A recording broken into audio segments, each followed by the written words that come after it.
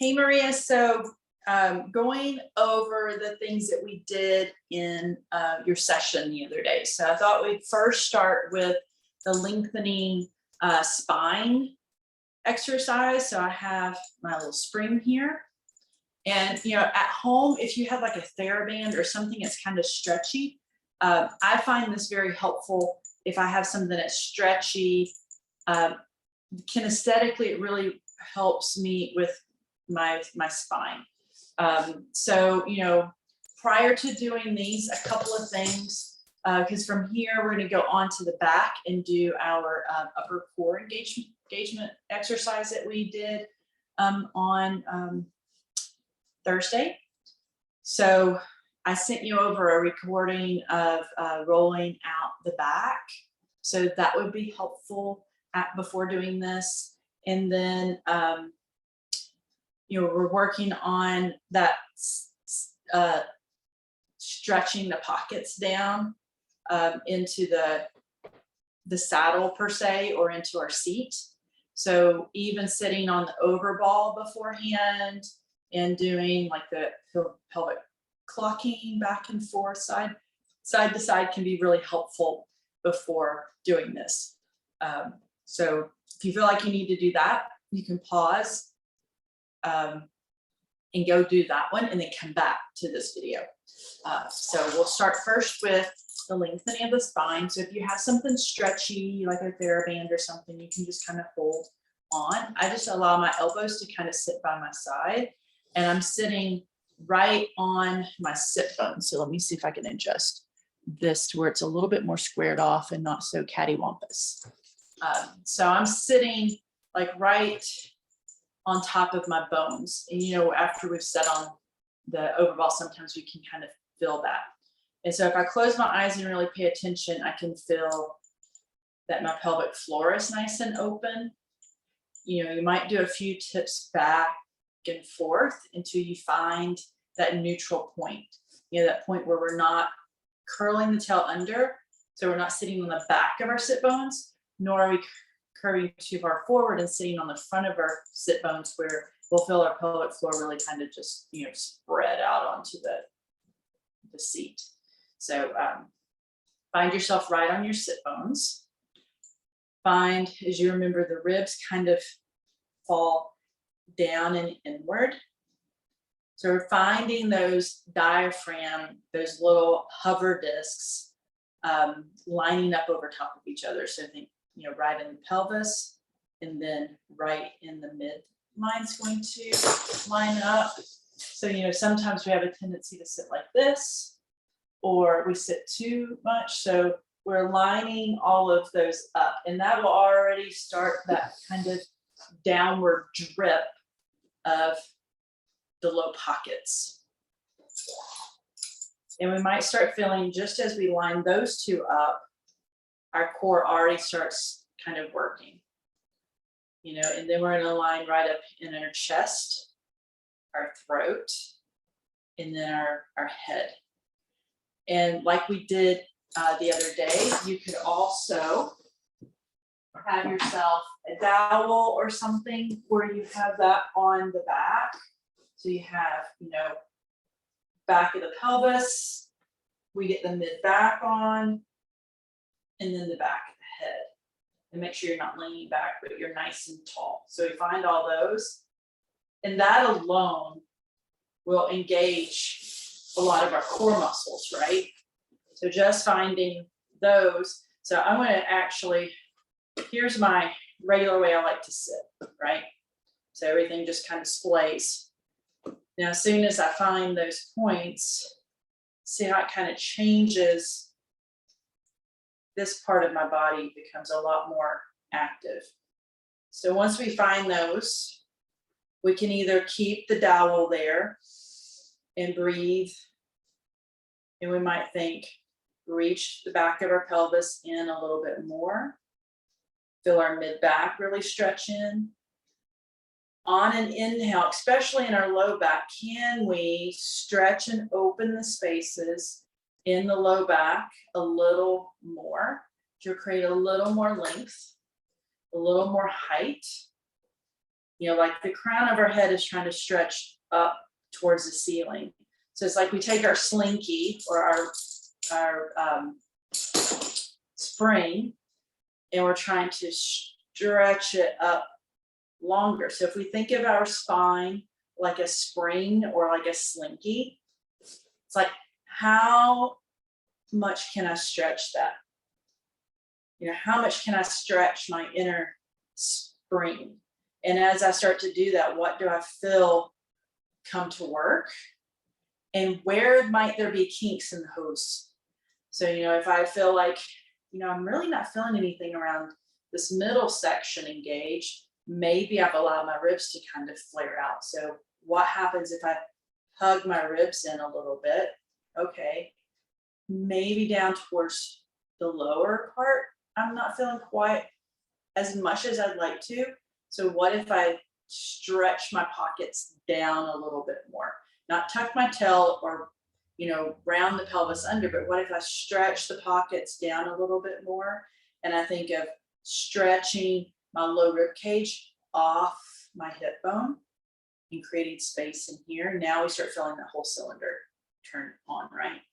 Our chin kind of tucks back towards the back of our head, and we can start feeling that whole core structure from our pelvic floor all the way up our spine into our neck and head.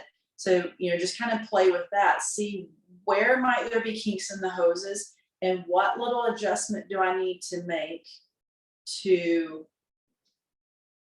allow that energetic flow to go all the way up and down. Where is the energy getting stopped at? What do I have to do? You know, it might just be a little shift that we have to make, and we find it. And then once we find that, can I, for a few breaths, hold in this position? And can I grow a little taller? So we might take a breath in and inflate the discs in the spine, and we grow a little taller. And then on our exhale, we see, can I keep that height as I exhale out?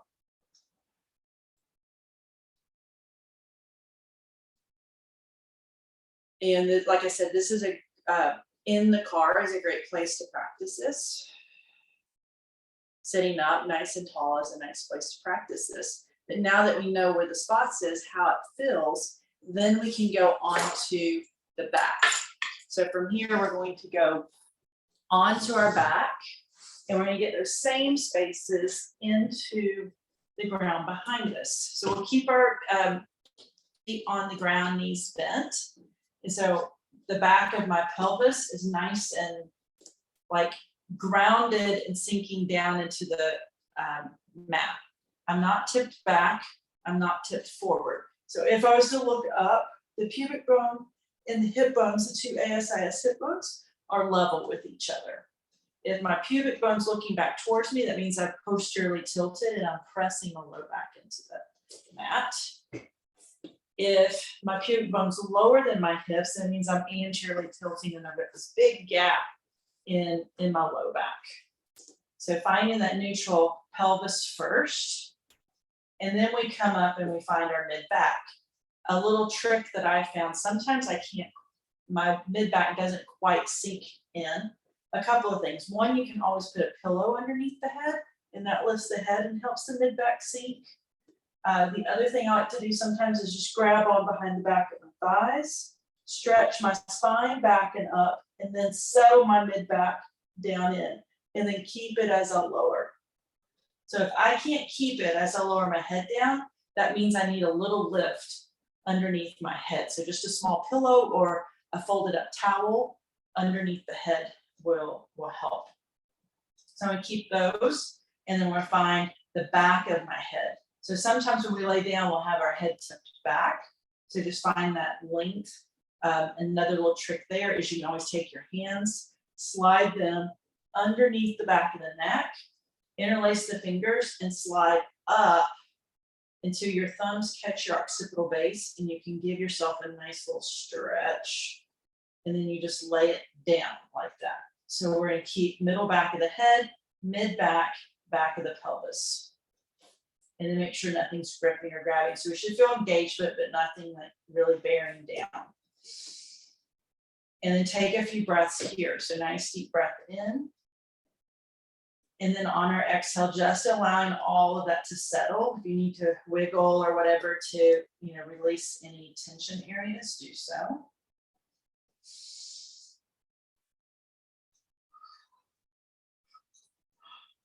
And then from here, we're going to float our fingertips up towards the ceiling. And then remember, we allow, it's kind of like someone's holding my fingers up. And I'm just going to allow my shoulders to drip off my arms. And so my shoulders are going to sink down into the mat behind, right? And then I'm going to allow on my inhale for my arms to start reaching overhead. They're only going to go back as far as they can without my shoulders sliding up. So we keep that touch and without my mid back lifting off. So we'll just reach back as far as we can without the shoulders sliding up and without the mid backs lifting off. When we get as far as we can, we'll pause. Think of the arms really drawing into the shoulders, really find that mid back anchor. And then from that mid back, think of floating or swinging the arms back up so that we're using our back and the back of our arms to bring the heavy arms up and not our neck. So we'll do that again. On our inhale, we start stretching or floating the arms back, allowing the mid back to keep sinking into the mat. When we've gone to our furthest point, we'll pause and then slowly draw into that mid back, sink into the mid back, and float the arms back up. Let's do 2 more of those. So inhale, excuse me. We start stretching back, mid back sinks. We keep the back of the neck long. And then feel the arms really draw into the shoulders, into that mid back. The mid back falls into the ground behind it. Make sure we're not gripping in the glutes or anywhere else, and float the arms up. Let's do that one more time. We slowly start floating the fingertips back. So it's like you're trying to take your thumb towards the mat. And maybe each time we get a little further. Take a breath in. Draw everything into the mid back. It's like we stand into our back and then bring the arms back up. So that might be, as far as we need to go at the moment. I'm going to give you an add-on for as this gets easier. So our add-on is going to be, we're going to float one leg off and then the other leg. And so we can bring our knees towards our chest and our toes together, but we have to keep all those same anchor points, right? So that might be plenty just right there. We might not need to move at all. Because it might be, enough challenge with the legs up to not move. When this is easy, then we can go into what happens, how does it feel if I allow my arms to stretch back and still keeping all of those anchor points. And then drawing into the mid back and floating back up. Good. And then bring the legs down. So that could be an add-on. Another little thing that helps sometimes, like if you feel like you're having a hard time, for me, keeping the mid back in is a challenge. So you can take, I'm just going to grab what's close, which is one of Donnie's karate belts. But you could take any type of belt, yoga strap, whatever, and it's going to go like right around. And if we bring it all the way forward, it's right underneath our chest. And then when we lay back, that is that mid back spot, right? So right about brow line, a little below. And you can find that spot and maybe give it a little tug to make sure it's anchored, and also to, alert yourself as to where that point is. And so then that way your back has something to sink into that it can feel, right? And then you can go into all those same movements, keeping the back into that. So like if I was there, I would like give it a tug every now and then to make sure it stays. All right, so we can do the arms over like we did. We can, this is where it becomes challenging. And this takes us up into a whole nother exercise, but being able to float a leg off without our back lifting off, right? And then what about we lift the second leg up? So really trying to keep those anchor points and not pressing our low back into the mat, but keeping the mid back, keeping the back of the pelvis, and then can I lift that second leg without losing my back, you know? Maybe when I got here, you know, it might pop up a little bit and I can pull that belt through. So that's something that you can add on and play with to like really start engaging the core muscles. But we'll be going over that, the floating of the legs up and down. But I just wanted to get this recorded while it was fresh in my head, since it did not record our session, which I'm kind of bummed about. So maybe this kind of makes it into a smaller piece that you can kind of jump on and follow along with, and it gives you, you know, some variations to play with. So look forward to seeing you Monday. I'll see you later. Bye-bye.